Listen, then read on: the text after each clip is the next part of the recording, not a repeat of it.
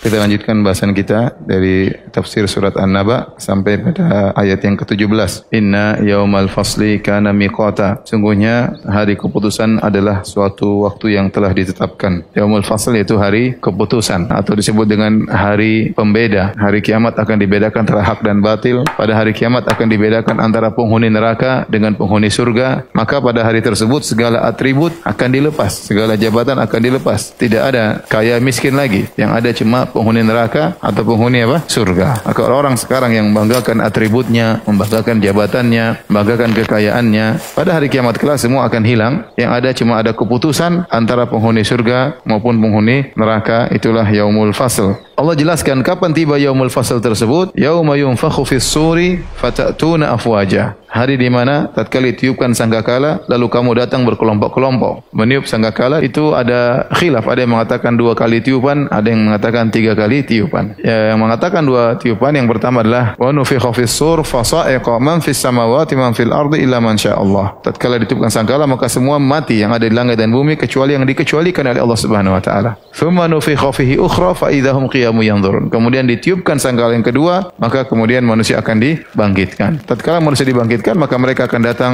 berkelompok-kelompok. Setelah itu Allah berfirman, wa futihatis sama'u fakanat abwaba. Maka tatkala ditiupkan sangkakala, langit yang sekarang kita lihat tertutup akan kelihatan ada pintu-pintunya. Tatkala langit dibuka pintu-pintunya, maka malaikat akan turun ya dalam jumlah yang sangat banyak karena di langit ada malaikat yang menghuninya. Sebagaimana firman Allah, wa yauma tashaqqaqus sama'u bil ghamami wa nuzzilal malaikatu tanzila. Tatkala langit terbelah lalu mengeluarkan kabut putih dan diturunkanlah malaikat bergelombang-gelombang. Kemudian wasuyiratil jibalu fakanat saraba. Dan dijalankan gunung-gunung maka menjadi fata morgana lah dia. Jadi gunung-gunung dicabut dulu dari pasaknya, lah dicabut kemudian diperjalankan, kemudian ditabrakkan oleh Allah Subhanahu wa taala, kemudian menjadi debu yang terbangan ya. Jadi Allah sebutkan ini paragraf ini Allah sebutkan tentang yaumul fasli, hari pembeda atau hari keputusan yang akan tiba kapan? Tatkala tiba hari kiamat. Setelah itu masuk pada paragraf berikutnya ayat ke-21. Kata Allah, "Inna jahannama kanat mirsada." Sungguhnya neraka jahanam itu ada tempat pengintai. Semua sudah tercatat si fulan bakalan masuk neraka jahanam, maka neraka jahanam mengintai orang-orang yang pantas untuk masuk dilemparkan dalam neraka jahanam. Sebagaimana kita tahu kalau kita lihat sirat, di samping sirat ada kalalib, besi-besi yang bergantungan, yang tajam, yang siap mengkait orang-orang yang akan dimasukkan dalam neraka jahanam, dikaitkan kemudian dilemparkan dalam neraka jahanam. Itu salah satu bentuk pengintaian neraka jahanam terhadap orang-orang kafir. Makanya Allah mengatakan litogina ma'aba, menjadi tempat kembali bagi orang-orang yang melampaui batas. Maka itulah orang-orang yang diintai oleh neraka jahanam. Kemudian kata Allah Subhanahu wa taala, labithina fiha ahqaba. Mereka akan tinggal di dalam neraka jahanam berabad-abad lamanya atau berzaman-zaman lamanya. Ahqaba ini maksudnya kumpulan zaman-zaman berapa lama mereka siksa enggak berhenti-berhenti, tetapi mereka disiksa secara periodik. Ada yang mengatakan 10 juta tahun, 10 juta tahun berikutnya, 10 juta tahun berikutnya, karena akhirat tiada penghujungnya. Kemudian Allah Subhanahu wa taala berfirman, la yadzuquna fiha bardaun wala syaraba. Mereka akan tinggal dalam neraka jahanam dalam waktu yang lama, yang dalam waktu yang lama tersebut mereka tidak merasakan kesejukan dan juga tidak ada air minum. Illa hamiman wa ghassaqa, kecuali air yang sangat panas dan nanah. Kata para ulama, mereka ini saking hausnya waktu di padang mahsyar, fi yaumin kana miqdaru 50 alf sana, di padang mahsyar mereka suruh berdiri 50.000 tahun. Jarak matahari jaraknya 1 mil. Mereka kepanasan, kelaparan. Setelah mereka ribuan tahun kehausan, keringat bercucuran, enggak mati-mati, merasakan kehausan yang amat-amat sangat. Begitu dimasukkan dalam neraka jahanam, mereka haus, mereka minta minum. Allah kasih air panas. Mereka tahu itu panas, tapi karena sudah saking hausnya, mereka tetap apa? Minum.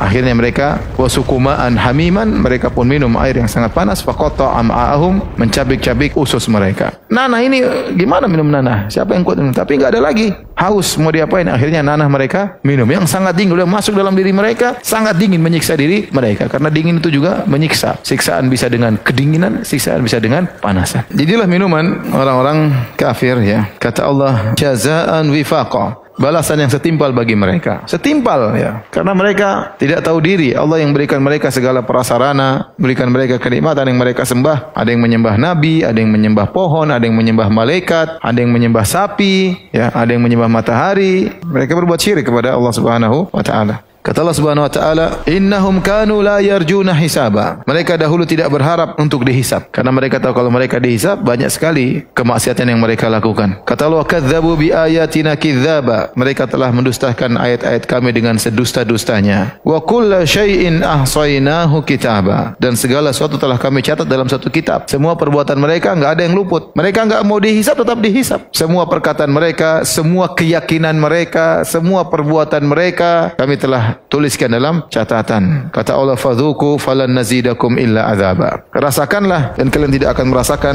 kecuali tambahan. Jadi penghuni neraka jahanam waktu mereka diazab, mereka minta mati. Walladzina kafaru lahum naru jahannam la yuqda alaihim fayamutu wa la yukhaffafu anhum min adzabiha. Kadzalika najzi kull kafur.